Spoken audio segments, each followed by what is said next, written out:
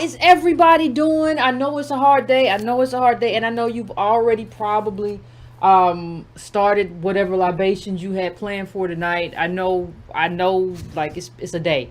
So, and we're gonna have a conversation about it, fam. So please just come on in. Everybody get filled in the room. I just tweeted it out. You know, I know it's kind of hard to talk about books and things like that, and things that we have to do in political education in these kinds of moments. But we still do have a book club tomorrow, and education is always important. That's the only way you're going to outsmart anybody, especially when you consider how smart and strong and mechanized and systematic white supremacy has become, especially in this country, the most efficiently and mechanized white supremacy you ever see. So please, tomorrow, join me. We will be discussing Caste, The Origins of Our Discontent by Isabel Wilkerson. We should get started around 9:30. Not many images or anything to get set up like that. So please do not forget about that. Please, you're in here. Please hit the like button for me. If you haven't subscribed, please subscribe to the channel. I would appreciate it. And it costs you no monies. If you want to donate, you can go to donatebrown.com, patreon.com/WaCarnell, $breakingbrown, all of that stuff. You can do that. But hitting the like button, hitting that bell to get notifications, none of that costs you anything, and it really does help the channel. So I appreciate that. Now, let's kind of get into it, fam. Let's kind of get into it because, the Breonna Taylor, we're going to go through some of the facts. But the one thing I really want to drill down on today is, yes, Breonna Taylor was killed in her home, right? Was laying in the bed with her boyfriend watching a movie. The movie was mostly watching them, he said. Those were his words, means they were kind of falling asleep or whatever. But I want you to understand something, that a system took Breonna's life, not just these three cops. They are a part of the system, and they benefit from that system. And there was a whole system of injustice to make sure that these cops are going to be walking free and ain't nothing going to happen. There was a whole system that made sure that the property and the danger to other people was worth more than Breonna's life. So we have to get into that system and understand the system, because, it's kind of hard to tear down things that you don't really understand. So let's just first get to what happened. Who was charged what? Because everybody, when it first came out, see, that's how media does. Media is a part of this system, right? So when it first came out and we saw one officer was charged, it looked like, well, hot diggity dog, we might get some justice. Maybe that's the one who shot Breonna. Maybe no. Charged is, and that's the laziness of media, and that's us not having any media. Charge don't necessarily mean nothing. So let's get to what charge. So they were charged. He was charged with wanton endangerment. Well, Yvette, wanton endangerment has to mean something, doesn't it not? No. Look at this. To be clear, the wanton endangerment charges against Hankinson are for endangering neighbors, not Taylor, not Breonna Taylor, because the bullet ended up in neighbors' apartments. Well, surely, Yvette, this is some kind of felony, or they can still go to jail. No, it's a Class D felony.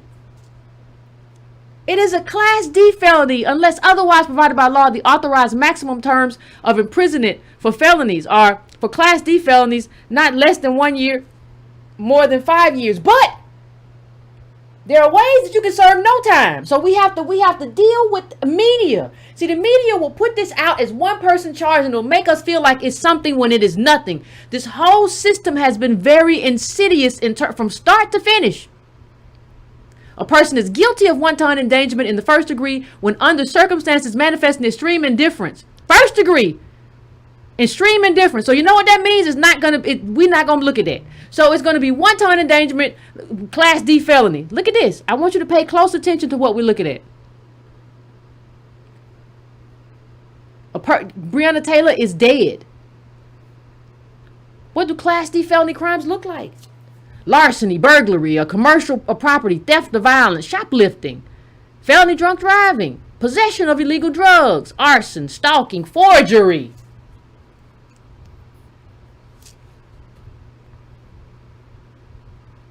Now, how would you get out of this, Yvette? Though they still said you got to serve some time.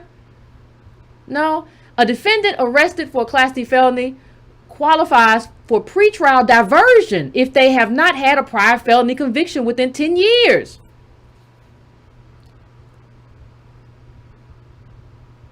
Pretrial diversion. Let's keep going just 1 second so we understand that nobody's going to be held accountable.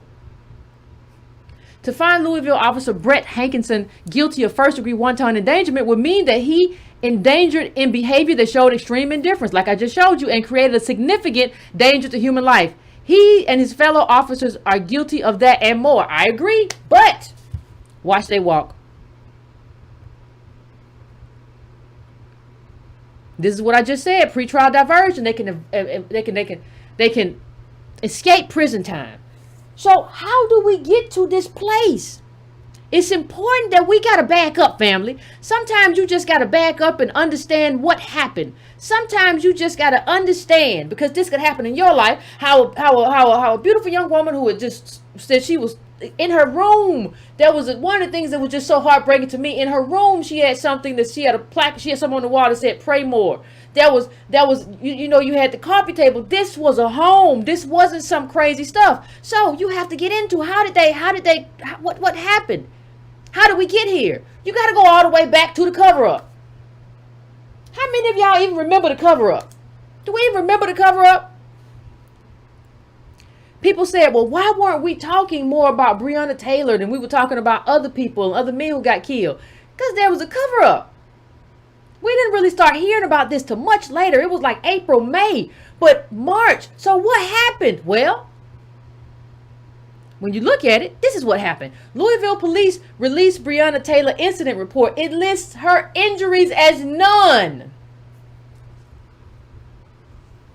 How you be killed with bullets and your injuries are none? This is part of a cover up. Let's go to what else was on that. Let's go all the way back. Let's talk about it.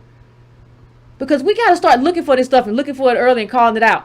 Because we don't have media. This is why media is so important, and we don't have it. We can't tell the true story. At least Ida B. Wells could go and tell the story for a black news media, for a black newspaper. We don't have that really. Look, police in Louisville, Kentucky released a nearly blank incident report Wednesday.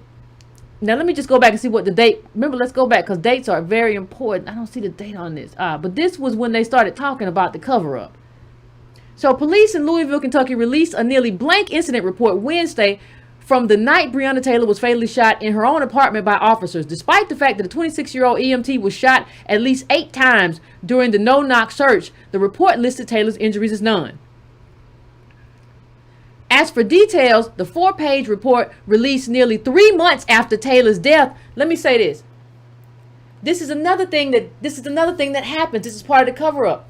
They stall. They either stall or they do two. You'll see this also. So they stall and they put it off. They wait for your energy to subside. Let me just wait till the Negroes ain't angry and asking questions no more.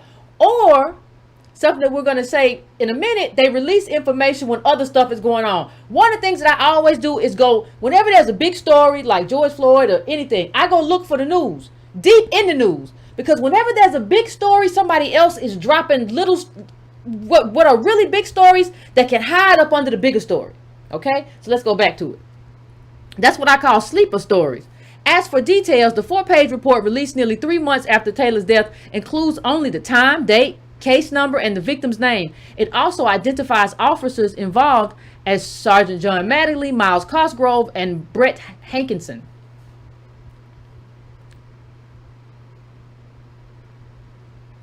Police have said the officers did not have body cameras on at the time of the shooting, but an attorney for Taylor's family claimed in a new filing Wednesday that those same officers were previously assigned cameras, according to WLKY. We've got body camera footage from Brett Hankinson and other situations. And then we got a citation that shows that Miles Cosgrove, just 2 months before this, while serving a search warrant for the criminal interdiction unit, was wearing a body camera. So where did all the body cameras go? See, they just drip it out to you. When you drip it out to me, I can't really ask all the questions that I need to ask and say everything that I need to say. This is a lot.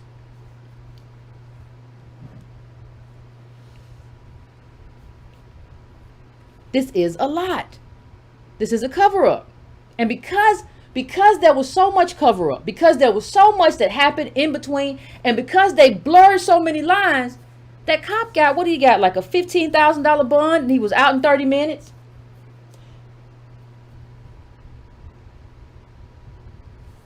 That's what happens with a cover up. This is what happens. The ex-boyfriend, though, because understand there were two boyfriends.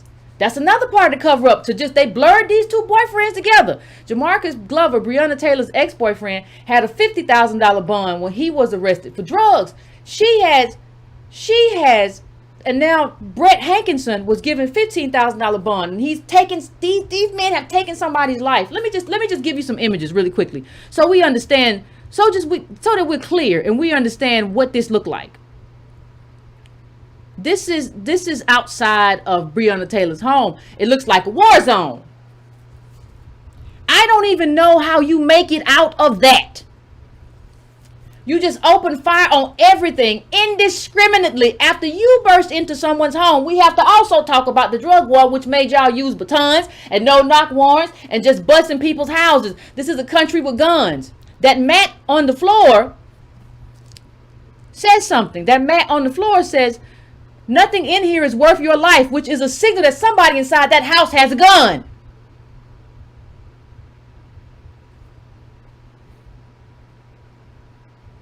That story I just said on the blank report, that came out in June. See how this drip, drop, drip, drop, drip, drop, drip, drop. See how they just drip and drop this stuff? Now let me just show you. Let me just show you a few more. I'm not going to take long, but this is important. They made Breonna's home into a war zone. Now understand something. As we talk about the war zone, bullets everywhere. This is like some kind of, this is insane. Understand that they knew when they were coming there. They said on the paperwork that we're not looking for some kind of high value target. They knew that this was minor. They knew that that's in the paperwork. So why you coming here, no knocking, guns blazing for something that you know is not a high value target? Ain't nobody. This is not. You're not coming into the mob's house. You coming in there because of her association with an ex-boyfriend, and that was bad investigation anyway because we know she broke up. Listen, this is unlike. This is some cool Banana Republic stuff. Now let me go back. Well, let me just show a little bit more because it's important that we provide the context of how these officers, if you want to call them that, just tore up this house. It's all very important when you talk about these people, because here they go. And after the man, these are the officers involved. Now this, you've just lost your girlfriend. They just murdered her. And now they have you over here taking a picture with your shoes off. That's the boyfriend. Now I want you to understand something. This boyfriend has a name. His name is Kenneth Walker. Hold on to that name. Because the authorities and the media kind of plays into this, and they're going to do something very dastardly to kind of blur the lines between boyfriends, to make it seem like Breonna Taylor's part of a criminal syndicate. Not like she was the boyfriend at one time of someone who may have been selling drugs or whatever. No, they're going to make her into a kingpin.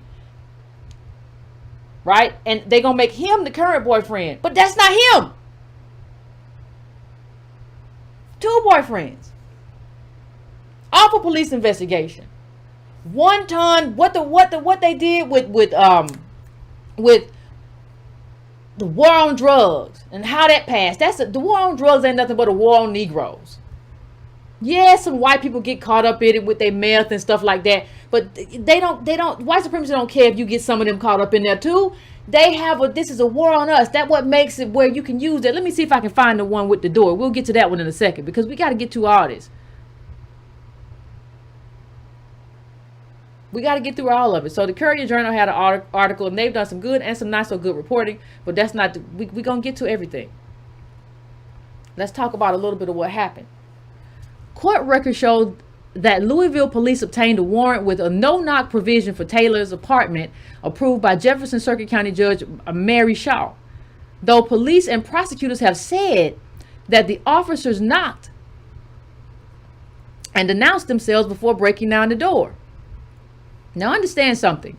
This shouldn't be even, I understand the debate, but this shouldn't be even any contingent thing. Right? If you're laying in the bed at midnight and somebody bangs on the door one time or bangs on the door 2 times and then starts kicking it down, what does that mean to you?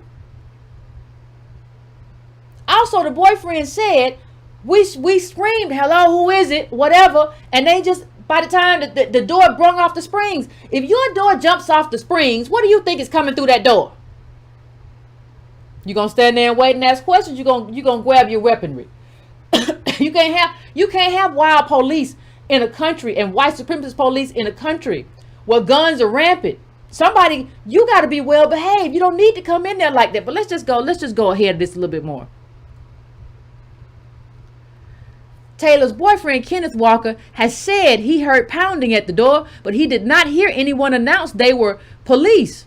Cause they didn't.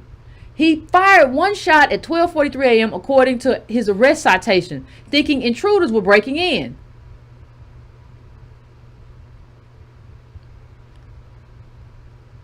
Taylor, a 26-year-old emergency room technician at both Jewish and Norton hospitals, was inside her South End apartment when she was fatally shot by 3 plainclothes officers. So you plainclothes, you kick it indoors, and you wonder why. You wonder why you got shot. These men were in the corridor. That's the hallway. Like in the interview with Louisville Police Sergeant John Mattingly, who led the late night raid in March, the investigator questioning Mattingly describes a raid involving at least 7 officers and a battering ram as the most passive way in, and says Mattingly rightfully returned fire after Taylor's boyfriend Kenneth Walker fired a shot. In Walker's interview with investigators, however, he says there was banging on the door, but the couple never heard anyone say police. Walker says that after he and Taylor asked who it was and got no response, he reached for his licensed firearm. Let's go in here. In recorded statement to investigators, Mattingly said police executed the warrant at Taylor's apartment at the same time as the home on Ellicott Avenue. Mattingly said the warrant for her apartment was secured as a no-knock, but he was told to announce. But you didn't.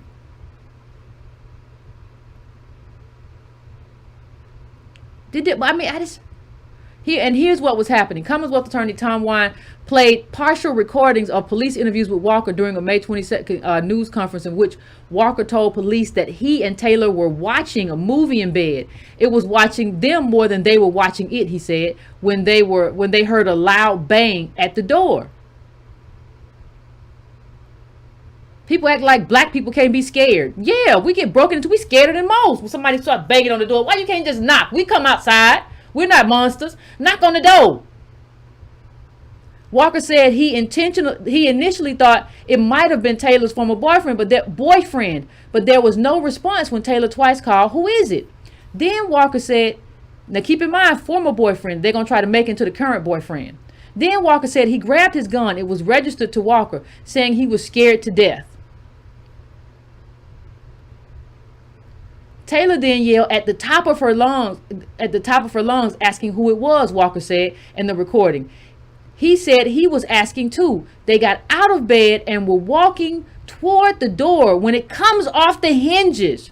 Walker fired one shot, unable to see who he was shooting at, he told police. Just understand what is happening here.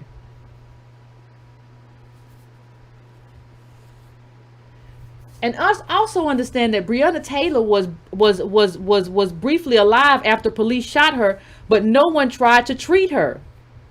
For at least 5 minutes, she was coughing as she struggled to breathe, according to her boyfriend, Kenneth Walker, who told investigators she was alive as he called her mom and yelled for help. Police yelling like, come on out, come on out. And I'm on the phone with her mom. I'm yelling, help, because she's over here coughing. And I'm like, I'm just freaking out, Walker said in a recording. So they just let her die. And nobody's being held accountable. Not only did you come in there and shoot her and she wasn't doing nothing, wasn't bothering nobody, watching a movie with her boyfriend, You just killed her and you didn't care. You didn't care that she was in there struggling. Come on out. She can't. She's dying. You thugs. She's dying. I don't see. And that's the thing. So when I say how they set this up, they set it up with headlines, right? So you'll read a headline like, the first headline was, you remember the first that came out, they were shot in bed. And everybody said, oh, no. They were not shot in bed. You all remember how the headlines changed? They were out of bed. But nobody talked about why they were out of bed. Someone was knocking down the door. So they jumped up out of bed. So people were like, oh no, there are discrepancies in these statements. There are discrepancies. We don't know what happened or how it happened or when it happened. They said she was in bed and they said she was out of bed. And then they released images like this one. Kenneth Walker, right? So they arrested him initially for shooting the police officer that he thought was an intruder. So this is the image that we see of Breonna Taylor's boyfriend. And people just read headlines now. So nobody's giving the context. Everybody's thinking, oh, that's her boyfriend. He must be a thug. Oh, they got him in handcuffs. Look at that. Oh, yeah, he was trying to kill the officer. That's how the media that's how they play it. Why would you? I don't even understand. It makes no sense why he was even arrested. But if you're going to do that, why are you showing that picture? Why is that we didn't see any until later of the boyfriend pictures of them hugged up and all that stuff. You see all these pictures. They're setting a stage so when the grand jury gets in the box, nah, we can't do it. Gotta let them off. I've seen too much. There's a whole mechanism of things that work together. Institutional, systemic, mechanized that ensure that we don't get justice. You can't forget the poverty. You can't forget the Louisville poverty, but let's just go a little bit further. We're going to get to that. Hold on, let me go a little bit further.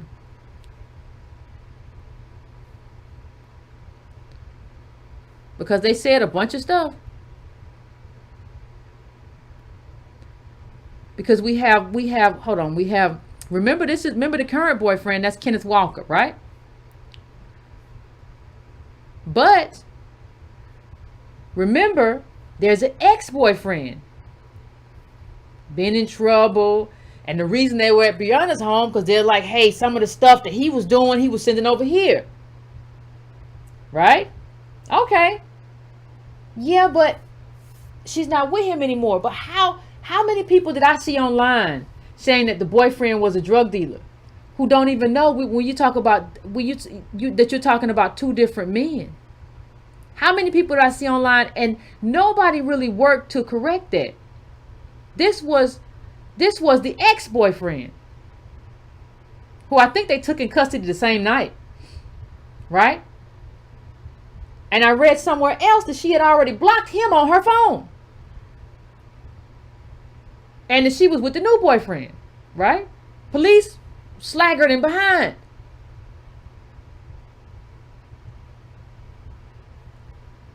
But what did they try to get the boyfriend to do? They arrested. What happened? Why did they, what? Well, the boyfriend, now this is the ex-boyfriend. This is Jamarcus Glover. He rejected. He was offered a plea deal, which he rejected. Now, what was in the plea deal, Yvette? What was in the plea deal? Well, they wanted him to make it seem that Breonna Taylor was a part of a crime syndicate, so they could wash that blood off their hands. If we can say she's a part of a crime syndicate and she was with you and y'all was running a bunch of trap houses together. Oh, we can wipe our hands of all of this when we came in there and shot her down, right? So put this in your front. Let's do that. He said no. He said, I'm not doing that. I'm not putting that on her. Now the plea deal, the offer of the plea deal comes 1 month after that blank report I just told you about. I told you about that blank report that had nothing on it. Then they offered the ex-boyfriend a plea deal to say, hey, if you throw If you throw Breonna Taylor under the bus so we can wipe our hands clean of this, we be good. They didn't do it, and this is what was said. This goes to show how desperate Tom Wine is to justify the wrongful search of Breonna Taylor's home, her killing, and the arrest of Kenneth Walker Agua. That's one of Breonna Taylor's family attorneys said. Wrote in his post that you can read below. Thank God his office rescued itself, as we sure did. Blah blah blah blah. And shame on that. Breonna Taylor is not a co-defendant in a criminal case. She's dead. Way to try and attack a woman when she's not even here to defend herself. No, you never charged her while she was alive. That's not what's going on here. And how much reporting did we see on this? Because here it is again. Attorney says Jamarcus Glover was offered plea deal to name Breonna Taylor as co-defendant. And they still were naming her that. It didn't go away. This right here is just from this is a recent article, just from like the 1st of September. Attorneys for Breonna Taylor's family lash out at prosecutors for referring to her as a co-defendant. So this is the presentation grand jury and media and everybody gets. Because let me tell you what they're doing. They poison all the pools of people. Grand jury brought in you, and then you call her a co-defendant. So you say, well, you know what? She was laying up in bed with a drug dealer. No. I know all black people look alike to some of y'all, but no, that's not. These are two, and not only are they two different boyfriends, you never charged Breonna with anything. There were incidents before with the boyfriend, and there was a car and a rental car. You can look it up for yourself. But you can't call nobody a co-defendant who's never been a co-defendant. The only time you see Breonna listed as a co-defendant is on that plea deal paperwork that y'all tried to use and give to Jamarcus, so he would wash the blood off your hands. That's the only time you see that. But you can just walk around and say anything. You can just pollute the media, pollute the whole pool of people, and everybody just walking around saying whatever they want to say. And if you ain't careful, by the time this thing is over, you would think that like, oh, this is a whole drug syndicate. And let me tell you something else I'm tired of hearing about. Listen, white America. Nobody wants to elevate anybody who sells drugs or deals drugs. It's poison. It destroys the whole body. We understand that. But what happens in America is that you take opportunity away from Negroes. You've done it for 400 years. And then you put something in the community that's poisonous. But it's black market capitalism. And it's a way to make money. This is black market dealings. What do you think is going to happen? See, we live in a world where the people who threw drugs in the community were allowed to police the drugs in the community and then blame us for taking the drugs in the community. And that's what it is. That's what we are. All the systems have to work together, though. This is not a case of one individual officer. These officers are tools of white supremacy. This is not just, well, they was just there and you know, these are some bad apples. No, there is a system that's mechanized and weaponized against us. Well, what do you mean, Yvette? Well, let me take you to one other thing really quickly while we going down this road.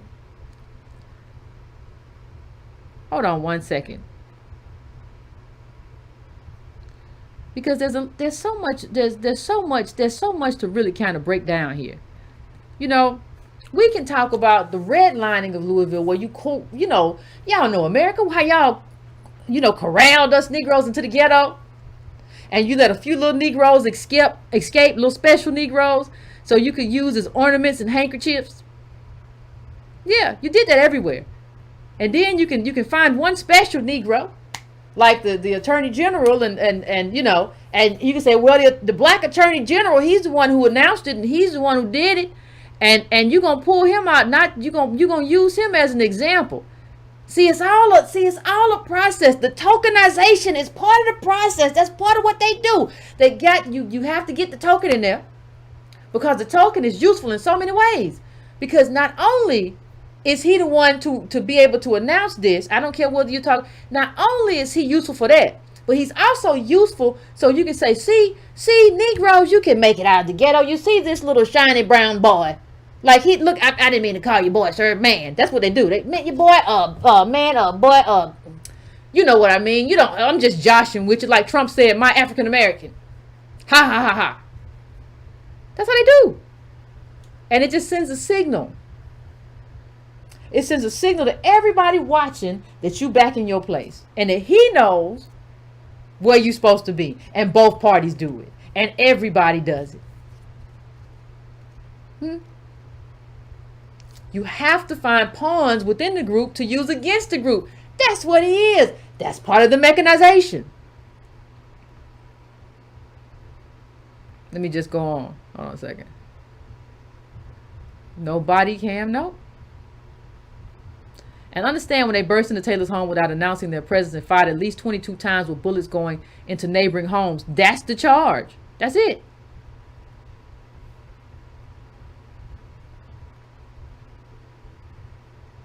Hold on one second. Now it's making news. The plea deal is really started to go around it. But yeah. And like I said, this mat right here. At Breonna's door, nothing inside is worth dying for. That lets you know somebody in there got a gun. You should have knocked. And you should have said police. And you would have realized that you were just far behind. This how you rammed in the door? You see that? War on drugs. Just a war on us.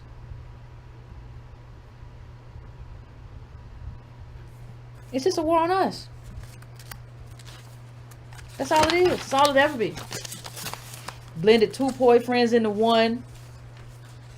You tried to make Breonna a co-defendant. You needed to do that.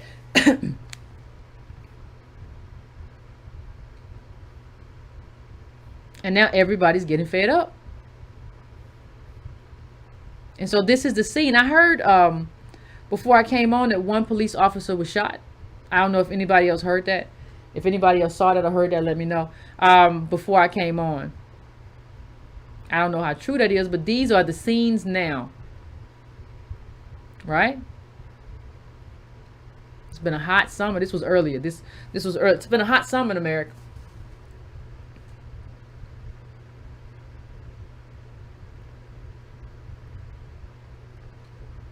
And let me just bring up one other thing. Because it has to be brought up. I'm trying to figure out where I put the link about the level of poverty. Because one of the reasons, I don't know if you all noticed, but one of the reasons that we, that we did lunch the way we did at the ADOS conference is because there wasn't any way for us to just go somewhere. There are like no standing restaurants in that zip code. When you want to talk about poverty, that's what poverty looks like. Being black in Louisville is aspiration crushing, Urban League says. Urban League leader there says. Black, and understand this right here was in like 2013-14. This is 2013-14 data. Understand what it looks like now if this is the data. Black income levels plummet 11% in Kentucky. How do you have that? We're going over a cliff. Not only are we going over a cliff economically, we're being shot at as we go over the cliff. I want you to take a look at this.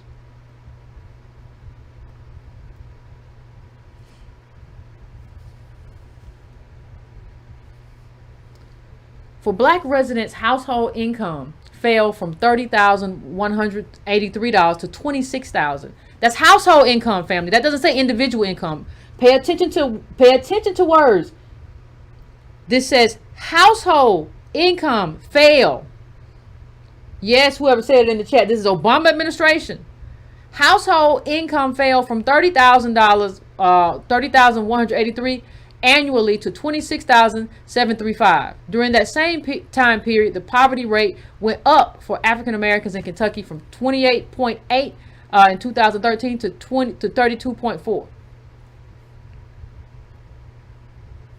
Understand that. That's the reality of black life. Now, black life is different if you are married to Mitch McConnell's. Isn't he married to Mitch McConnell's granddaughter or something? Life is different for the tokens. If you are willing to be used as a tool, you can have whatever you want. However you want it. You want it well done. You want it medium rare. You can have whatever you want. If you're willing to say that racism, is overblown, and you're willing to come out and be the face of this announcement and stand for these white officers who gunned down, who kicked in the door and just opened fire, bullets everywhere. If you're willing to stand and make an announcement that there's going to be no accountability and no justice for that, oh, there's a place for you in America. That's the game. That's how this thing is mechanized. And what I will say, as we talk about the game and how it's mechanized, what I will say is this. And this is important. It's very important because we're going to have to talk about a lot of things. There are a lot of things that are important in this. One of the things that's very important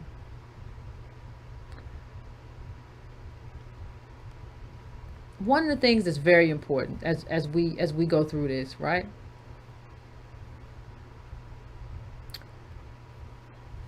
One of the things that's very important is that we understand. First of all, we have to understand how to dissect these things. We have to. We don't have a choice. The second thing is that we have to understand how to move in this space. I'm all for it. I'm all for it. I support the people who are protesting the streets. I'm all for it. I am not opposed to protest. Not at all. What I'm saying, though, there's a lot of stuff we got to do, and it all goes together. When people say, Yvette, I don't understand why are we voting? Voting ain't never. I understand that. I totally understand that. Voting is a small piece of a whole thing we have to do. It's not the whole ball game, and we don't have to go out and just blindly vote for whatever Democrat just decides to throw in our face. What we have to do in terms of what we vote, and like I say, voting is only a small piece of what we have to do. What we have to do is go out there, and we have to vote when we do vote with precision. And don't pat yourself on the back just because you voted. It's a lot of stuff to do. We got a lot of ADOS people with boots on the ground. There's a lot of in between elections. That's when you grow. That's when you grow your influence. Because we should own the Democratic Party. Forget like we not gonna vote because Democrat. We should own that party. And we're at a place, honestly, where you rest in peace. A lot of these old Democrats are passing out. That's what you understand what these leftists understand. They trying to take over. They doing project takeover in terms of all levels. They're not doing just top and start. No. They doing all this little. I saw like a councilman or something like that with a red rose or something, and he was running. And they have the money because they have corralled and built all kinds of infrastructures because they have more wealth. We don't have the wealth that a lot of these other brown and minority people have because of our history. Not our fault. It's not our fault. That doesn't mean you walk away from the entire system, though. That means if I'm the most loyal and I'm the reason you got here, like if I paid your ticket to be here, how come you don't work for me? Like honestly, if I'm the most loyal voting bloc, if I'm the most loyal voting bloc here, and I show up every time, and I pay your way in every time, wait a minute. I don't never get nothing in return. See, I think what we have to do, two things used to happen in terms of voting, and I'm addressing this because the stupidity that goes online. What happens is we used to have two things. We had people who said just vote Democrat, and we just blindly go vote Democrat like Mr. Magoo. I said, I want to vote blue. And then you had like the Nasheeds of the world, no tangibles, no vote. These were two polar opposites. What we have done as ADOS is create a much more nuanced approach to voting. You go there and you vote for what's in your best interest. And you vote against what's not in your best interest. You don't got to vote the top of the ticket. I tell you what, if you don't like who your congressman, if you got one of them shucking and jiving Congress people or whatever, if your city allows you or your state allows you to write in, you can do that. Right? Or you can vote for somebody else. But show up. Because we're still fighting in Florida. Because of a ballot initiative, the felons got their right back to vote. And we're still fighting for fees and all kinds of stuff to get them everything they need. And people are putting up money to pay off the fees because Republicans tried to come back and said they had to pay their fees before they voted. But that right was won back through the ballot initiative. I'm telling you, I didn't care if you were in Florida that year and it didn't show up for anything but that ballot initiative. Good for you. If you only showing up for one thing, good for you. Because what that means is that you did all the work.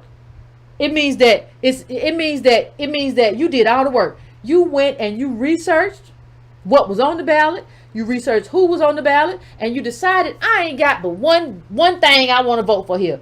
That's good, because it means you're engaged. Because what that means, when the same shyster who you saw on the ballot 4 years ago comes back, you can say, I remember this shyster. He tried to run for something else before. We got to get him out. Don't let him sneak through there. You got to vote against him, because you vote for things and against things. You don't just vote for stuff. You vote against a lot of stuff. You might vote against a zoning law. You might vote against a new tax. You might vote for a new tax.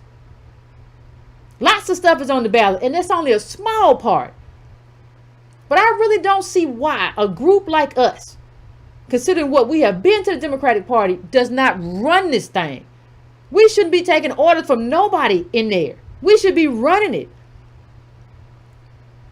And if there's somebody else running and they somewhere else, and I'm not telling you that you can't vote for them. If you got somebody running third party, whatever they're doing, and they speaking your language, I'm just telling you to show up for what's in your best interest. You ain't got to vote. You ain't got to vote. If you got Democrat and you say, Yvette, you tell me to vote for everybody Democrat on the ticket.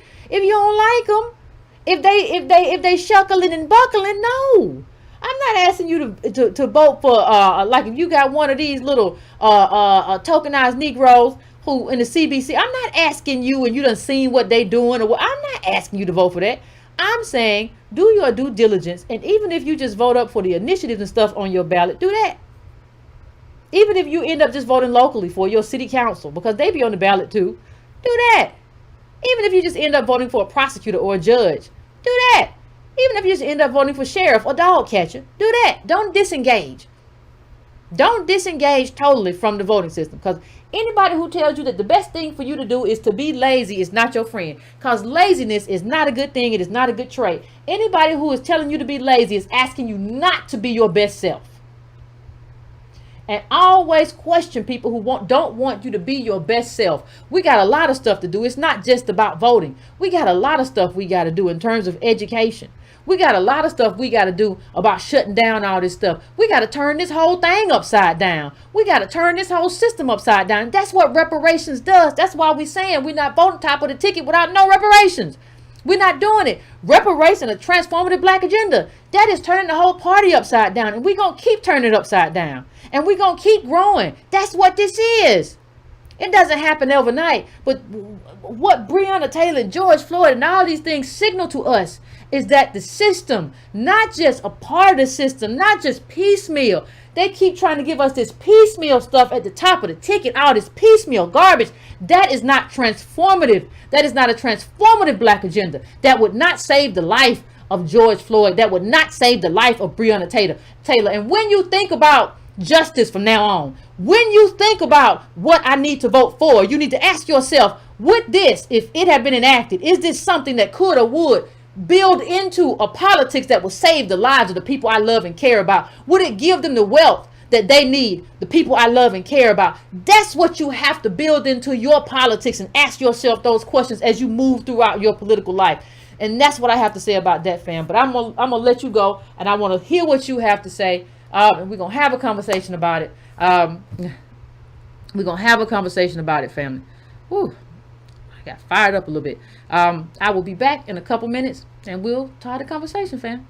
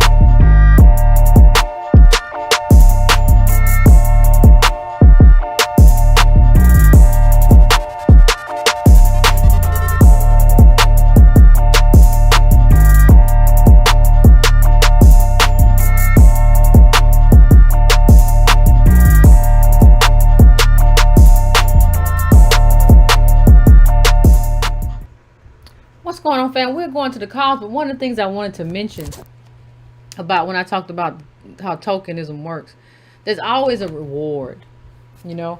There's always a reward in terms of how it goes. And so when you talk about like who's elevated, there's a reward for that. And so President Donald Trump has announced 20 people he'd consider to be on the U.S. Supreme Court if he has to fill another vacancy. And among them is first-term Kentucky Attorney General Daniel Cameron. Cameron is 34 years old and the first black person to independently hold statewide office in Kentucky. He is a protege of Senate Majority Leader Mitch McConnell and worked as a general counsel in his Senate office.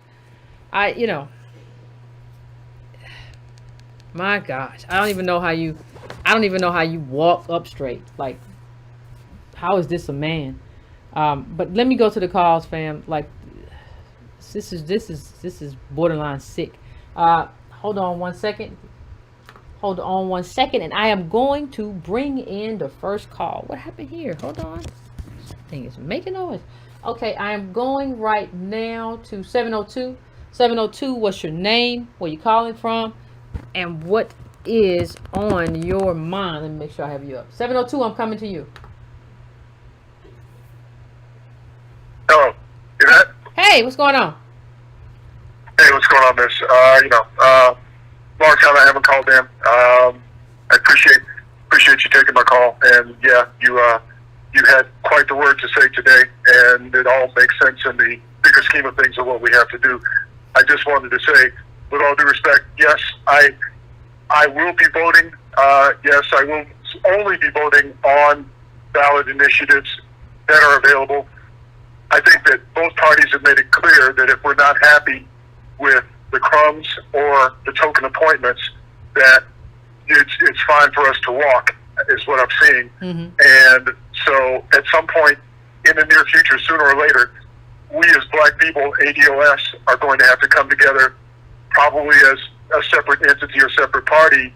Well, let me push back. We're gonna have a conversation. No, we're gonna have a conversation. It's fine. See, here's the problem. I don't want to I shouldn't have to build a party when I already built the party. We built the Democratic Party like that. We are the base of that party. The thing that we need to do is take it back. Now, I don't have a problem with you showing up. You're gonna vote for something. Even if you vote for dog catch, you're gonna vote for something, right? So you can vote for the tax. So that's fine. I don't have an issue with you. So, but what I'm saying is that I should own this party. What we got to stop doing is voting for people who don't serve us. And when I say down ballot Democrat, we normally vote Democrat. Now, if you don't like the Democrats on your ticket and they just been shuckling and buckling too, I'm not telling you to do that. What I'm saying is that we have to send a message to this party, and the party has to know that yes, these people showed up. But God, my gosh, they left the top of this ticket blank. My gosh, they came and voted. So we see that they were here. We see that imprint when we look at state and local and stuff that happened. So we know these black people showed up, but they didn't show up for us. Why not? Absolutely. And to that end, what I have been doing is when I talk to people, because I hit people to ADOS101.com all the time. Oh, thank you. What I have been... Oh, absolutely. You're welcome. I mean, like I said, we might not be aligned with what you think about Democratic down ballot, but I agree that your approach is the best possible approach that we can have at this time. Absolutely. But when I talk to people about ADOS 101, what I also talk about is the possibility of, if you don't see anybody on this ticket that you like, write down ADOS or reparations in that space. Yeah, if you can. Some states, if you write stuff is weird, they'll throw it away or something. So make sure, look up your state and see what they allow. If you can, do that. But like I say, if you go through that whole ballot and you can't find nothing on there, vote for it. There's always some kind of little loopy tax, and that's how they do. And understand, these things aren't unimportant, even if it's just a tax increase or decrease, because they'll have something in there to say we raising taxes 5% to give to the climate committee or whatever. And I'm not against climate or whatever, but that might not be how you best see your money spent. So you have to really understand budgets and stuff and understand how money is being funneled. Money is also important, like how they're spending money. People create whole little funds for people to go and play around in ponds and stuff, and you be like, well, I don't gotta vote for that. They finna get rich off that. But I'm sorry, fam, I'll let you finish. Oh, okay. Yeah, the last thing I wanted to say before I get off is you were talking about how this country has historical bent towards aligning black people, and especially poor black people, via the war on drugs as being the drug problem in this country. And I can tell you, having lived in Miami back during the 80s and 90s, that what I saw and what I lived were that, you know, if you were white, you were free.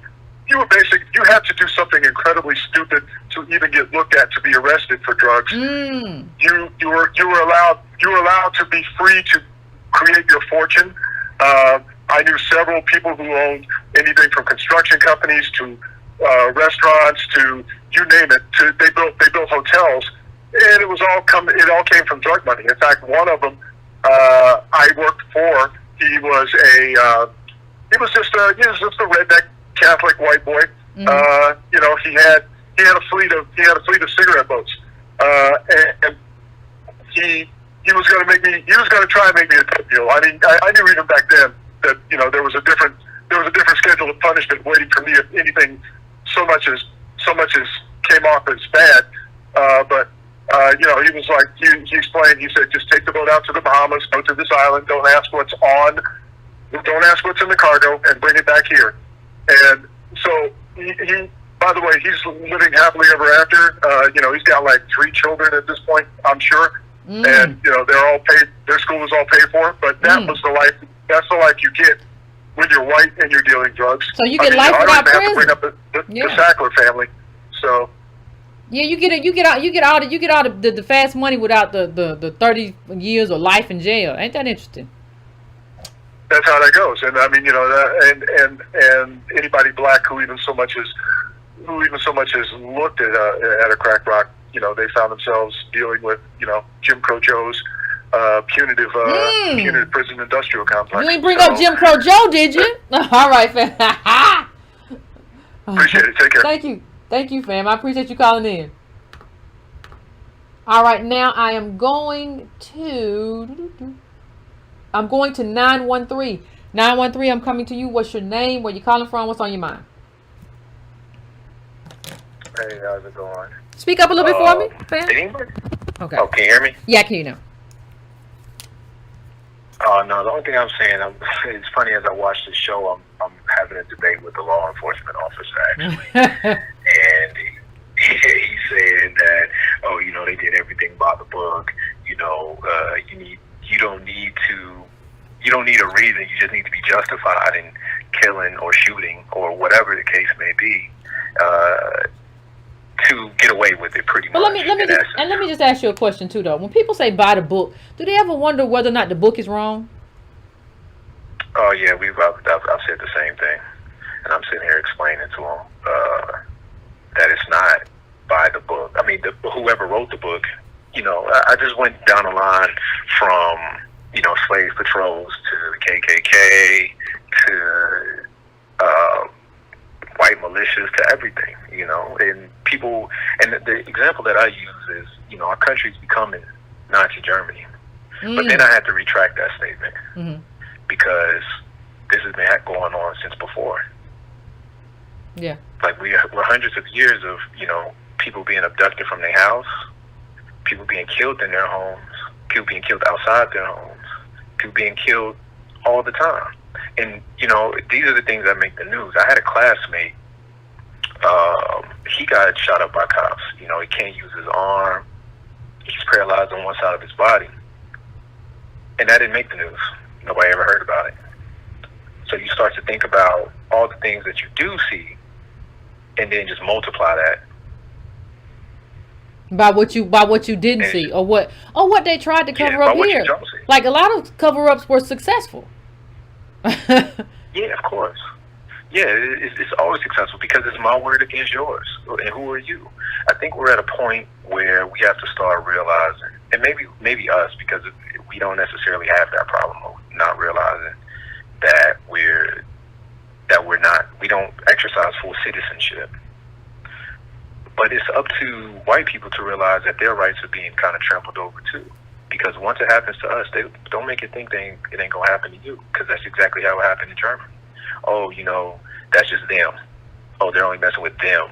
Well, you know, they give you 10,000 reasons why they were the cops or the Gestapo or whoever, the law enforcement people may be, reasons why they did what they did to justify it. But just because it's not happening to you now does not mean it won't happen to you later. Yeah. And they need to hold these people responsible for it too, because today is us, tomorrow who knows. Could be. Thank you, fam. I appreciate the call in. No That point about the book was really good, because sometimes your book is wrong. Maybe the devil wrote your book. You still gonna go by the book? If the devil, you can go in there, you can shoot everybody, and then when you shoot, you aim for the heart and you shoot 12 times. Maybe the book is wrong. And if you're a law enforcement officer, maybe you should express that this book is wrong. To just come in here and be able to just shoot people, and like, if this is okay, if this is considered justice, then the book is wrong, because that's not justice. You don't get to use a battering ram and ram into somebody's house. On a low level, we looking for some drugs. It might be something here through the mail, whatever stuff about a boyfriend ain't even the boyfriend no more. You don't get to do that. You could have banged on the door and said, police. You didn't need to go get no knock warrant. You need to go do none of that. But you don't care. All right? So let me just go to the next call. I am going to 252. I'm coming to you, 252. What's your name? Where you calling from? What's on your mind? Hey, Yvette, can you hear me? I can hear you fine. What's going on, call?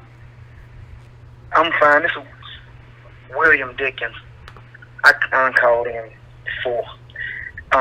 Every time I call in, I got some of the junk in my head I want to say, and I try to find a way to narrow it down to the very exact point I'm trying to make. Okay. So it gets hard every time I call in. Take time. I'm the guy that called in one time, and I made the statement about we got to learn to become chess players and stop being chess pieces. Ah, yeah, I remember that. That was a word. Yeah. Yeah. And so I was calling in, man, because I've been in these arguments a lot of times with family members about voting down balance. Some of them lose their mind. It's the weirdest thing. Like, I always try to tell people, like, here's the thing. In every war, and without a shadow of a doubt, we are in a war in this country. If you see it as anything less, you're not paying attention, man. They are killing people, hanging people, no justice for it. This is a war. In all war, you send a message to your enemy. This down balance strategy that we are using is to send a message. You must understand, you will not see the outcome right now. It's the long-term goal. Stop looking for it now. It's down the road. I read a book one time about a guy where he tried to invade a country. And when he hit them shorelines of that country, when they first started fighting, they beat him back. Beat him back because he came in too aggressive. So he sat down and thought about it. He said, what I would do is I would go to that country and not use force. I would just enter the country and get to know the people. It took him 30 years to defeat these people. You see, we don't understand what longevity is, how to endure. You say it all the time, you stand on your square. You must endure something. You must stop being so afraid to endure. Stop letting CNN and Fox News dictate your thoughts. The other one you had to show, you said it's time that we think for ourselves. What is betterment for us? And that's what blacks are struggling with. They have never thought for themselves. You talk to 70 people in their 70s, and they sound like little kids because they never have thought for themselves. They have always been told how to think. And now we are saying we're thinking for ourselves. So I always say the data is the most important thing. Joe Biden done said, I'm doing nothing for you. I don't know why blacks think they losing something when they don't vote for somebody that's saying, I ain't going to do nothing for you. Because me and you both know that 0 minus 0 is 0. Right? So what do I lose by saying, I'm not giving my vote to you? Donald Trump done say, I ain't going to do nothing for you. 0 plus 0 equals 0. You don't lose nothing in this math. Yeah, and that's what, fam, and let me just say this. That's my problem with people saying, when people say I'm gonna vote Trump. Listen, the Democratic Party is supposed to be ours. They the big government party. We supposed to have reparations already. Y'all big government, y'all throw money around, Green New Deal, you throw money everywhere. You only throw a little money here. We're gonna give you a little money for a little bit of welfare that you done gave to everybody else. That ain't for us. Welfare is just welfare. That's just for people who are poor. The fact that we're disproportionately poor because you put us here don't make that for us. That's some old Raggedy Ann culture argument. Well, we gave y'all welfare. Shut up. Eat a sandwich. But I don't think people understand. Like, you the big government party. You should have been gave that to us. Like, Republicans don't want to give anything to anybody. We small government. You just gonna have to eat the gristle, huh? So I let you finish, fam. But it's just crazy to me. It's because what we are doing is shocking our group minds, because they've been so used to listen. Even, have you ever paid attention to, right, where blacks will give you ADOS people, that I say ADOS because we're all ADOS, even though you got blacks that saying I ain't ADOS, they ADOS. Uh-huh. But anyway, have you ever noticed with these people, they will push back against you and go crazy. But a white man can walk up, they humble themselves and listen to him. I see it all the time. We can talk about Joy Reid. We can talk about Nicole Hannah-Jones. We can talk about all those people who a white person comes to. They can come say, "Oh, screw the Democrats. I ain't voting now," and they'll be like, "Well, let's talk about it. Let's have a conversation. Let me listen to you. We can have our voices heard." No, but then I say something. It's like, you a baby monster. Wait a minute. What I do? I ain't no baby monster. This is what we are fighting against. I keep telling people, I stand on my square. I tell people all the time, if you don't understand that this war we in gonna come with you fighting back, all this going along to get along, having work is not going to work. It ain't no way to have this conversation without being able to tell the truth. Today, one of the local officials, one of their sponsors texted me and asked me was I gonna give them my vote. Huh. And I specifically said out the gate, have she read over ADOS 101? Do she have a specific agenda for ADOS? Absolutely. Me and this lady end up in a conversation where I had this lady read at the store watching your show. She said, I am going to follow this, listen to it, and she won't even ADOS, Yvette. You said a long time ago that what we must become is ambassadors. Every chance you get, you're supposed to be talking about ADOS. And that's how change is made. People don't understand. Everybody just wants this big, like, lottery of change. No, change comes like every election you should have a bunch of more people who are on board. And then eventually what happens is political science. You have a critical mass of people. You have a critical mass of people who support this, and so you in a place where, like, people cannot ignore it. A party cannot ignore it. Listen, we got a critical mass of people who support this, and that's it. So what it is, this is central to it. We got our critical mass. You will eat or starve based on what we do when we get to the ballot box, because we have the mass. Now, what you are building is the critical mass. You are absolutely right, fam. That's dead on. Yvette, we had a meeting tonight with Triangle ADOS, and in that meeting, that's exactly what I told them. We are moving. The key is to stay strong, stay focused, keep the line moving forward. We will get the numbers. You must stay determined. Exactly. Thank you, fam. Nah, you done said a word tonight, fam. I ain't gonna hold your time up. Thank you. Nah, you done said a word. I appreciate that. That was a good call, fam. I appreciate you. That's right. You got to stand in line. Okay. And thank you, fam. And you know what you got? Like you said, you got to stand on your square. But the things that people don't remember when I talk about standing on your square, it only takes like 1 second to drop your hand down to get knocked out. Like, it doesn't take long. Like, so there's like you ever watch UFC and see somebody get knocked out or see somebody get dizzied up? It wasn't long. You rewind that thing back and you see, like, that was quick.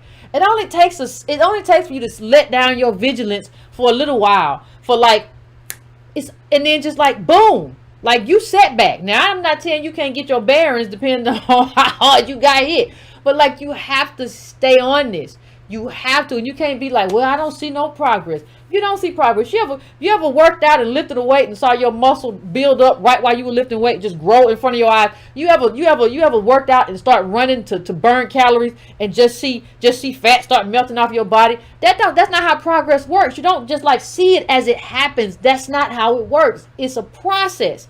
Process that you just have to do. You have to just work the process and know that it's working, because that's how it works. That's it. You have to just know. So anyway, I'm going to my next call. I'm going now to 513. 513, what's your name? Where you calling from? What's on your mind? Hey, what's going on, madam? My name is Ben. I'm calling from Cincinnati, Ohio, ADOS. How are you this evening? I'm doing good, Ben. How are you? Madam, I'm well, all things Good. considered. First and foremost, I want to thank you and Antonio so much for inspiring this new awakening of American Negro consciousness. Oh, thank you, Ben. So definitely, I bow 90 degrees to you. Thank you so much, madam. Appreciate you.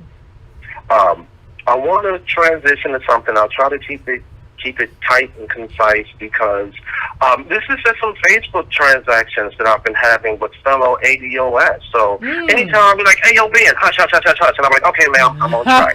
But this is my testimony to just talking to my fellow ADOS. So, you guys may know me. I am on the ADOS Facebook page as Winding Road.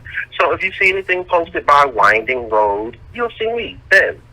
All right, so the homie, I posted on my page, just the clip of Kamala Harris saying, no, of course I'm not going to do anything for them. I'm like, oh, excuse me. You can ski your way to the top, girl, but you can't do no fine. And so I posted it, and a homie of mine said, trust me, I know she's totally effed up about, no doubt, but she's all that's left. Unless I hurry up and get millions to balance my own in some sort of way, it's just two groups of evils we must choose from. And I'm like, well, there are other options, just like there were in 2016. There were other options. The other options are burn votes. That's reality. There are only two a-holes up there, Trump and Biden. That social media, television, and so on is hype right now. Trump get back, and we prepare for a way worse pain than now. Biden will just undo his madness for now. And, it went back and forth, but I had to just lay it out to him like this. Any vote casted by an American citizen should reflect your individual point of view and what candidates' platforms represent. I think the go-along, the get-along attitude is played out.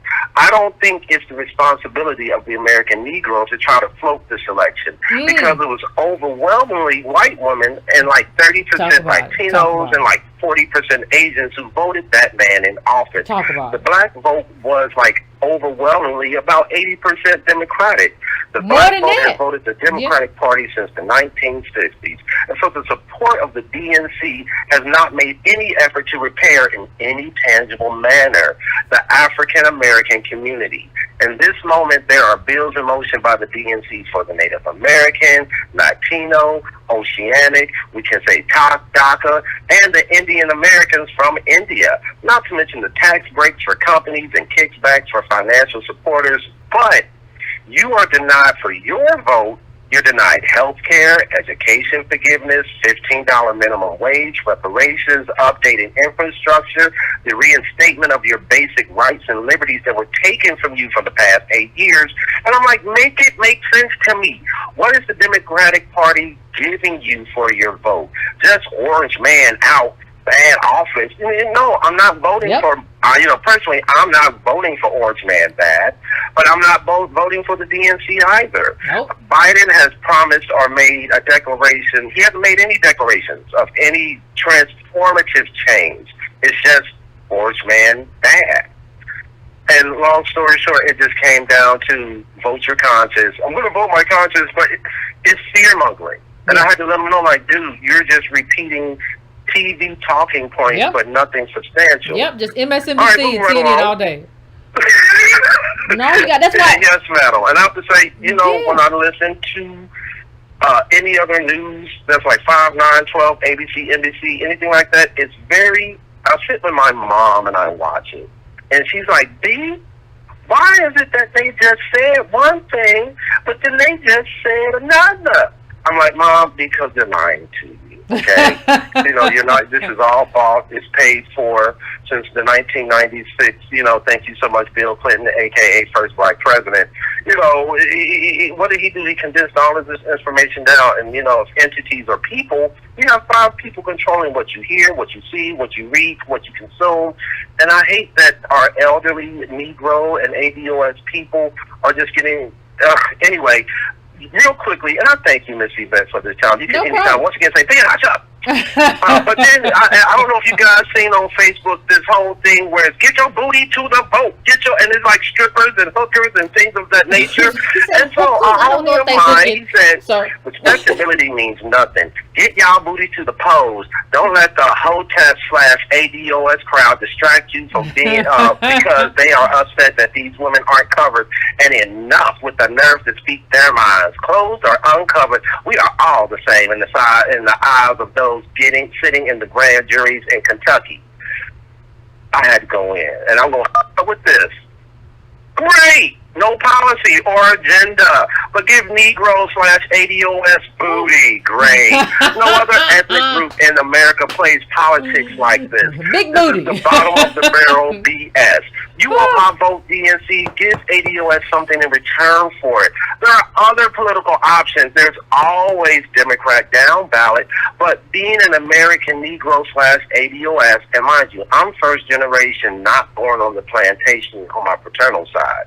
We have to make demands on our government. And if it's a voting bloc you want to denounce, I suggest white women whose voting bloc overwhelmingly voted for Orange Man bad. You're right, Keeping this man in or out of office is not the fault of the American Negro, and especially not ADOS. No, you're right. I'm not going to mention his name. No, you're right.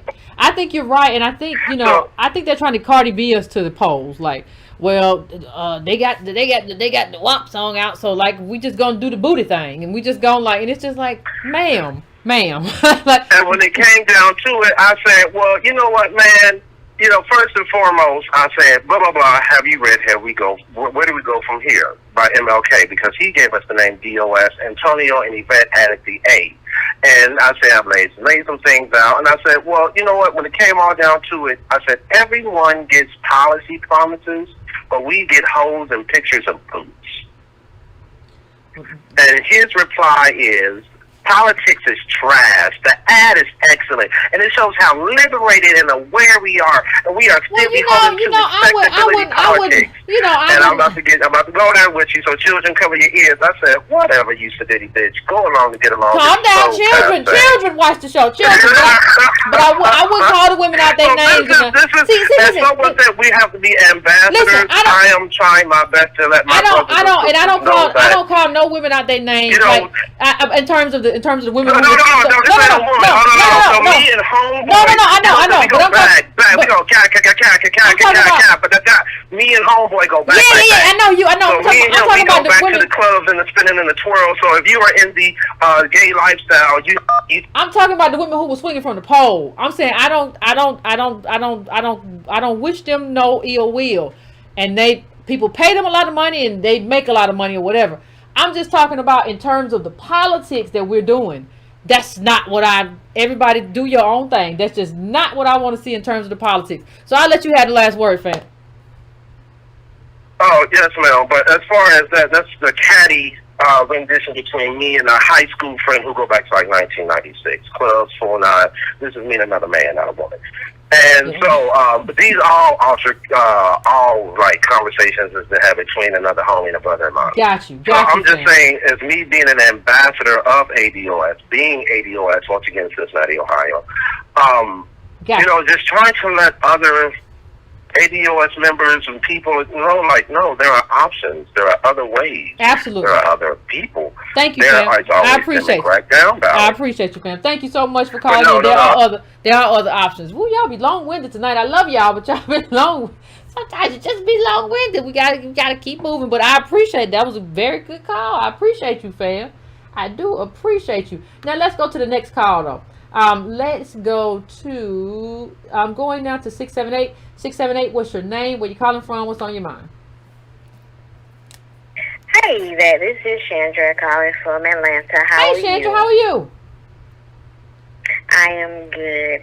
I was just calling. First of all, I want to say thank you so much for everything that you do for ADOS.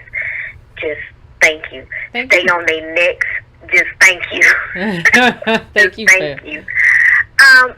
The Breonna Taylor thing, you know, yesterday when they said that they were going to call for the what the police officer said he was calling for the curfew and everything on yesterday, I already knew it was going to be some stuff today Yeah. that we weren't going to like. Yeah, I think most of us kind of got that feeling. I Yeah. was already prepared for that mess.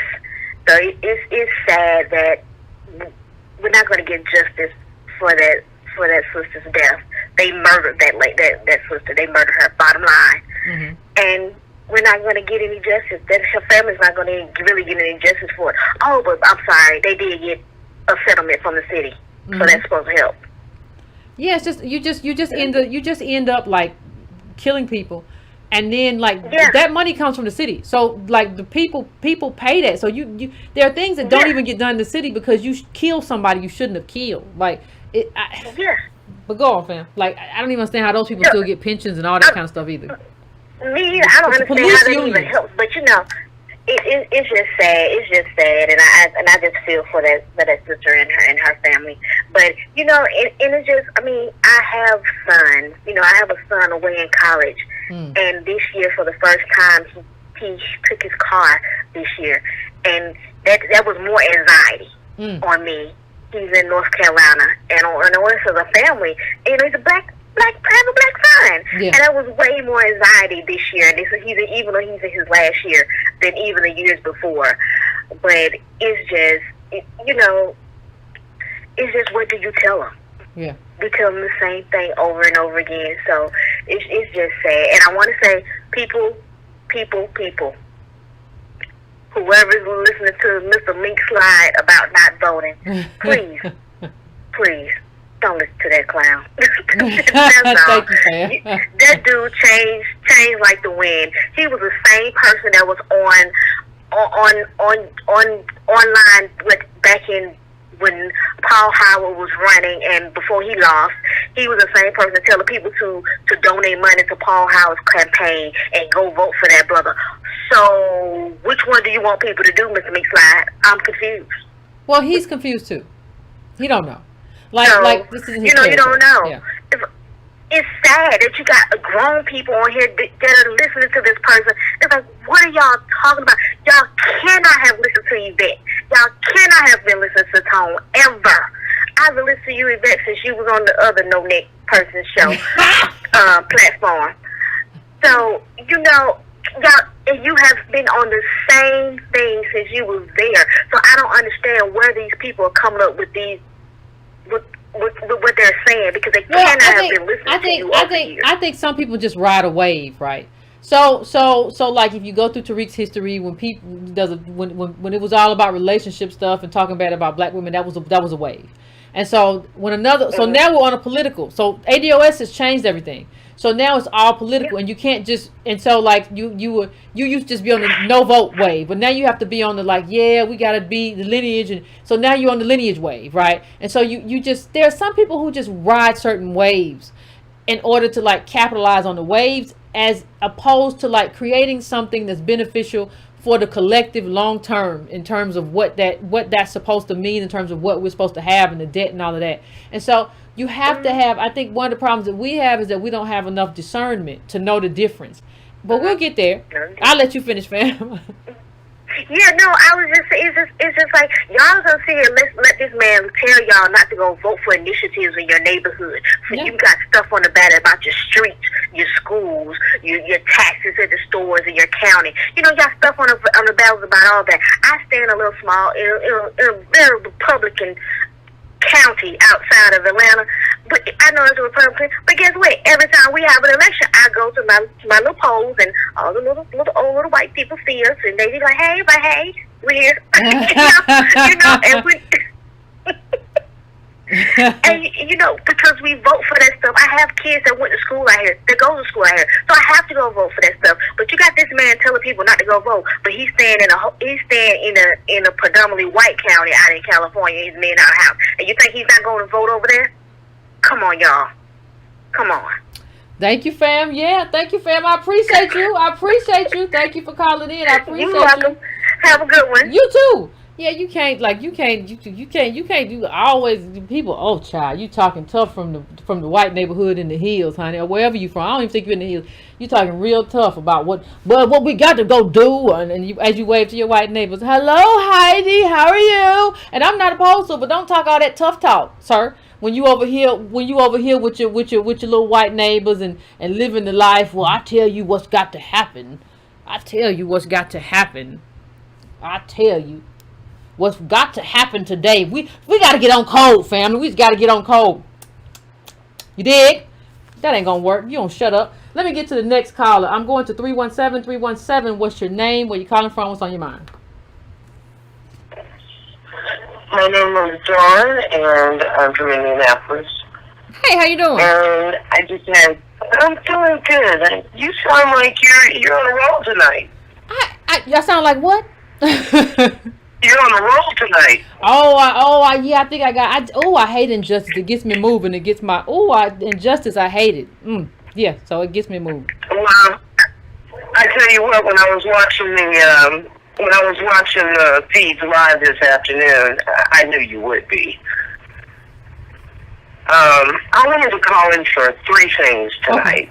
Okay. My first thing was that I wanted to tell you thank you. You're doing an amazing job. I wanted to encourage you to continue on and to let you know you must be doing good because you got so many people lying about what you're doing. You know that it is. It's a shame for God. It is. You're right. So the second thing that I wanted to talk about was I just kind of wanted to point out that things do take time. And if you look at the situation that Republicans have now, it was over 50 years ago that there's a recording of the National Party strategists telling them because they were losing voters that they needed to corral the evangelist crowd and get them going and get them all riled up about abortion so that they can get them on board about their issue so that the rest of the politicians can do what they want to do, like Citizens United, etc. And so, that's over 50 years ago. They play a long game. We got to play a longer game. And I guess the third thing, and I kind of hate to leave it to last, but the Breonna Taylor thing is way bigger than her, in terms of, it was horrible that she was killed, but it was virtually inevitable that it would happen. Not necessarily that it was her, but because of what they were doing.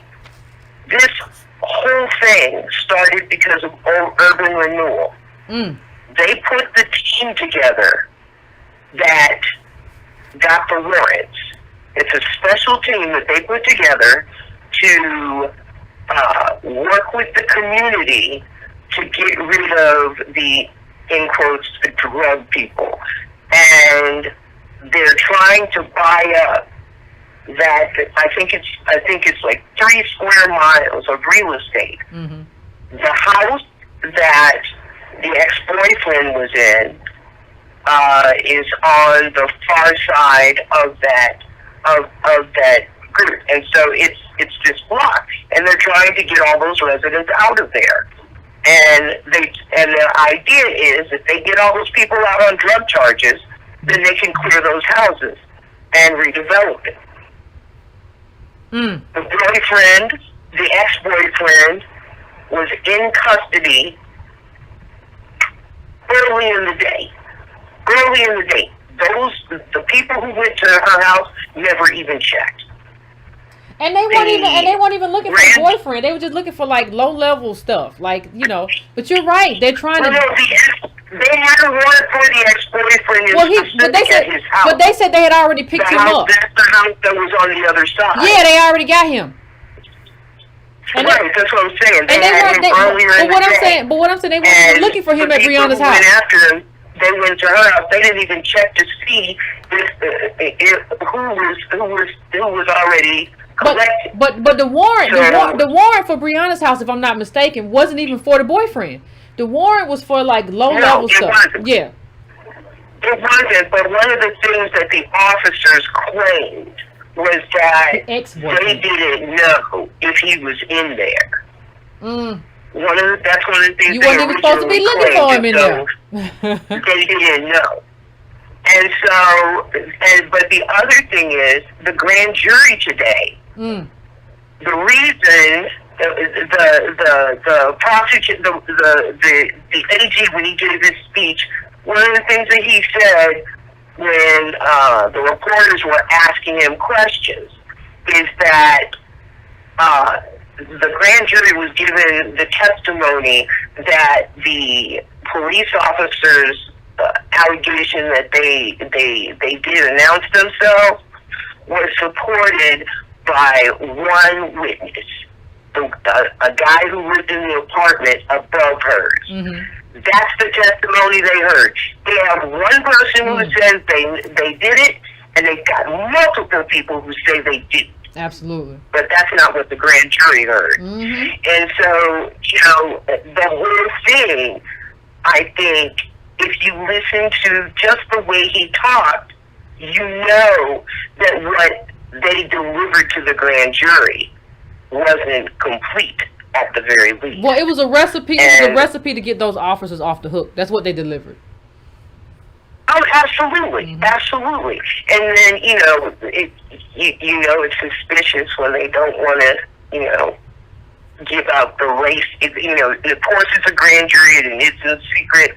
But when they don't want to give out the race, there are no black people on there.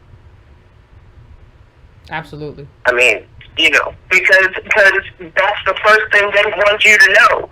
Oh, there were black people in there, and they decided too. It wasn't a whitewash, but the fact that they want to keep it all secret, they don't want to give out the race or gender of anything, it was all white. Yeah, absolutely. I agree with you. I want to thank you for calling in. I appreciate you, but I absolutely agree. And I've heard a lot. Thank you, caller, because I've heard a lot about that urban renewal and the process of what they're trying to do in terms of getting those houses and stuff. I've heard about that. So, it's very interesting, the stuff that we don't know about. Like, and so the problem that I have when I talk about Tariq Nasheed or whatever, right? So you have a prosecutor, you have all these elected officials, you saw what the AG, you have all these people. Like, how stupid are you, Tariq, to say that like people shouldn't vote these people out of office, right? So when you have when you have this with what she's talking about, she's probably right in terms of like what was given to the grand jury. Don't you want that prosecutor to be voted out? Like, don't you want to put somebody new into place? Like, do you want to put somebody new and say, we're holding you accountable now? Like, that's the same thing that somebody was talking about the Chicago prosecutor in terms of like, well, we're gonna hold her accountable. We elected her for one thing, and I don't know the specifics of it, but people are like, she gonna have to worry if she don't get this stuff together. Like, don't you want to get this prosecutor out of here who did this, or you just want to stay home? You just want to sit down, right? That's what I mean about getting active as opposed to getting lazy. Agents of chaos want you to get lazy. Agents of change want you to get busy. And that's one thing you have to look at when you look at who is really pushing for collective uplift. So I'm going to the next caller. I'm going to 267. 267, what is your name? Where are you calling from? What's on your mind? Hello, sister. How are you? Pretty good. How are you? I am calling... Right on. I'm calling from Philadelphia, Pennsylvania, Grown Folks TV. I'm calling because this is... Can you hear me? I can hear you fine. Mm-hmm. Oh, okay. I'm sorry. I'm calling because I'm 54 years old. I am a student. I've lived a little while, and I've tried to be active in my community. I do vote. I understand the importance. I try to encourage our young people to vote. That is my mission. The man, the woman, and the child. I don't think we can fix anything as long as we are like dogs chasing our tails. Politics is just one tool. True. In order for us as a people to move forward. Just one tool. Yep. But when we have 74% of our children are born into single mother households, that's more important to me because our children are our future. Some of the arguments that I'm hearing here today, are the same arguments from the 60s. The very same arguments politically, economically. Nothing has changed. What has changed is that our families have been destroyed. That's a fact. How'd that happen? We know what the problem is. How'd that happen? When it comes to the... How'd the family get destroyed? How'd the family get destroyed? I'm asking you how'd that happen. We lost focus. We got free. We got free to act a fool. That's it. We got free. We got free? Did we get free? And we were redirected with other people's causes. The sexual revolution, the women's revolution, and it wasn't about black revolution anymore. And right now, we're still chasing our tails. We're chasing our tails, we're spinning our wheels, and we're not making any progress because we have some success. We have some people who are successful. It used to be a big deal to be a millionaire, right? Now you got to be a billionaire. No, it's still a big deal. No, it's still a big deal. It's still a big deal. The number of black millionaires is really it's really when you pull up like, let me just say this. Let me just part that right there. It is a big deal. Like you can't talk about stuff like you're white. Like it is a big deal to be a black millionaire because of what the data looks like for us. So it is still a really big deal. They're like unicorns and aberrations. So I just wanted to interject that. I'm sorry, continue. Okay, well, realistically, let's use your analogy. Well, once upon a time, we didn't have jobs at the post office. Okay, when you got a job at the post office, that was a big deal. That was a very, very big deal. A lot of black folk came up through the post office. That's why they're trying to kill the post office, because that's how we moved out of being poor into the middle class, by getting stable employment. That was a part of the civil rights movement. The point is this. We can argue all day long about what's wrong. We know why people get away with what they get away with as far as killing our people. We're just seeing it. That's all. We're seeing it on television and videos, but it hasn't changed. Nothing has changed since the 60s. The arguments haven't changed. Okay, so what now? That's insanity. Okay, so what now? I heard you to say the arguments haven't changed. You know, it's still the same conversation. So what now? I'll let you end on that. So, well, what we need to do, again, is unite. We got to unite. I agree with that. We have to unite. But I think if we don't unite economically, it doesn't matter what you vote, because it's all about the dollar. And chasing after things that are unattainable is ridiculous to me, when there are things that we can fix. There are a lot of things that we can fix. We can fix the family dynamic, which strengthens us all as a whole. But if we're fractured as families are nothing more than a community.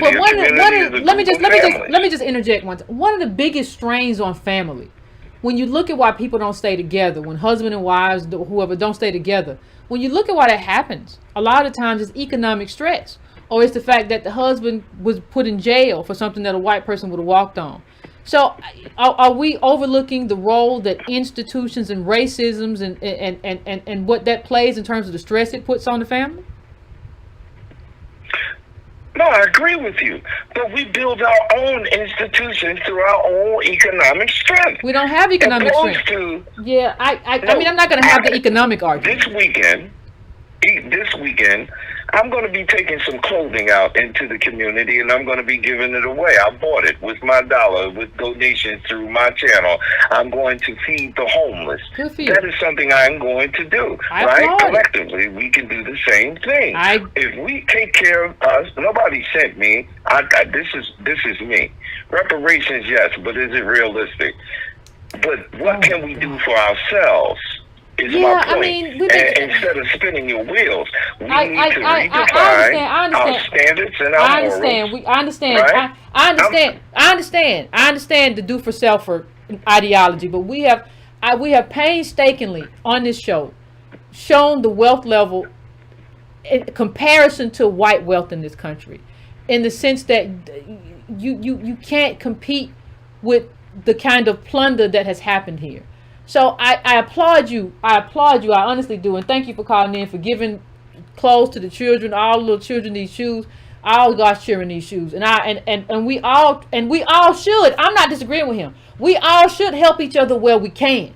Like, we all should be a collective and be a group. That's kind of what this lineage does. Is it builds us into our own group and helps us understand that we come from the same place and how to be proud of that and see ourselves as family and help one another. I am not opposed to that at all. I'm not opposed to alliances either with other people, allies, all of that. I'm not opposed to none of that. I'm not opposed to you giving charity. The idea, though, I should have asked him how old he was. He's at least 55, and because we get into this idea that because he giving people shoes, that means collective uplift. That's wonderful. That's charity, and we should all engage in charity. That's something that we should do.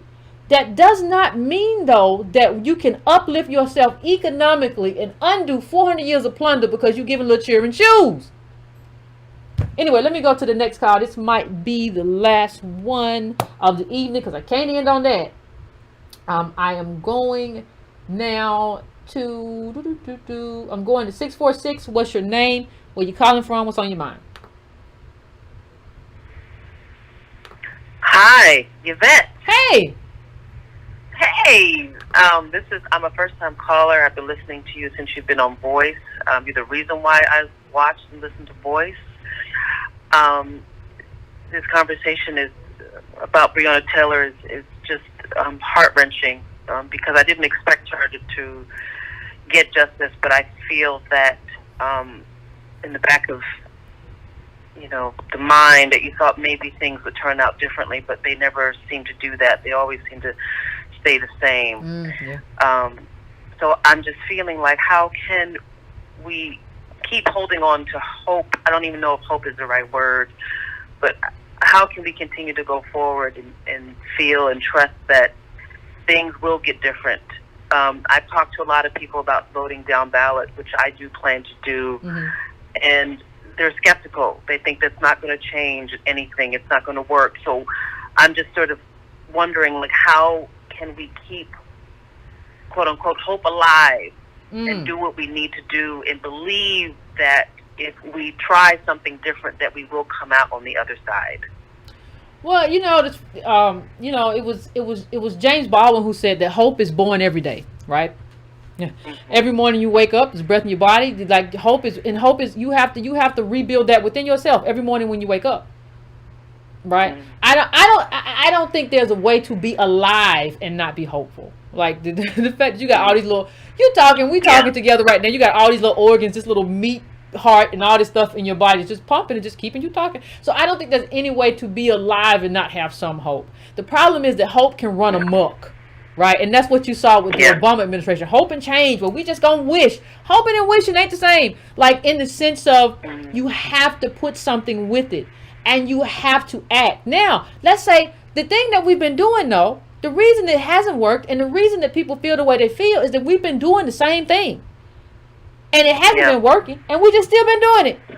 And so you have to switch up. Okay, this don't work. Oh, I gotta throw that away. Okay, let me just get the L wrench. Oh, that ain't work. I gotta get the big wrench. So you have to figure out what works, and that means you have to keep doing it.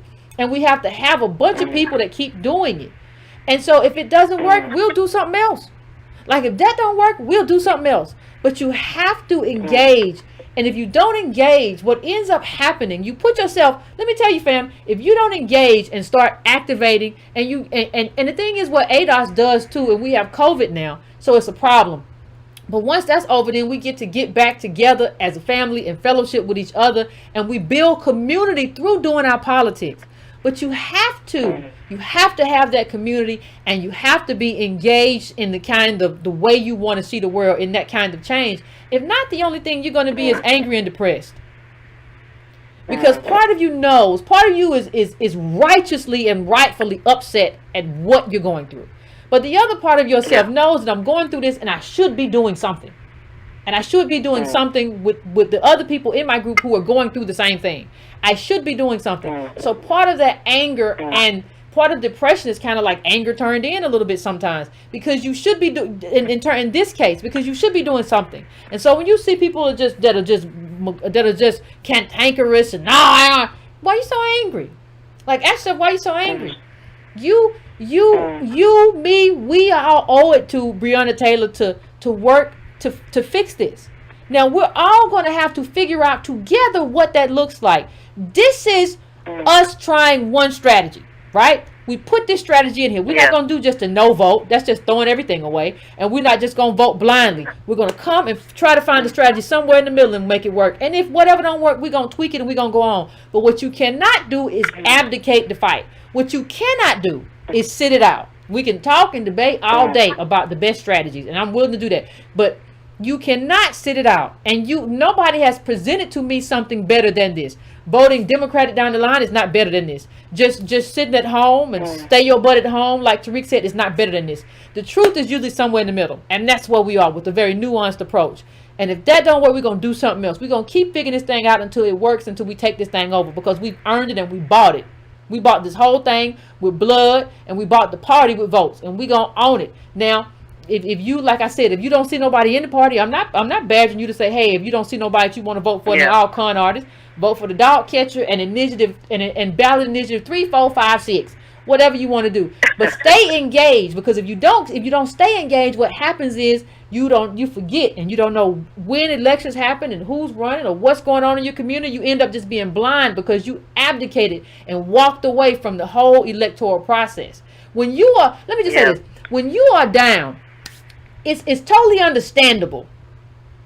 I totally understand the urge to walk away, because when you see a system that is not effective and is not meeting your needs, that is what you want to do. You want to say, screw this, I'm walking away because I'm doing this and it's not working. That's a great explanation for why you're upset, but it's not a great reason to encourage anybody else to do that.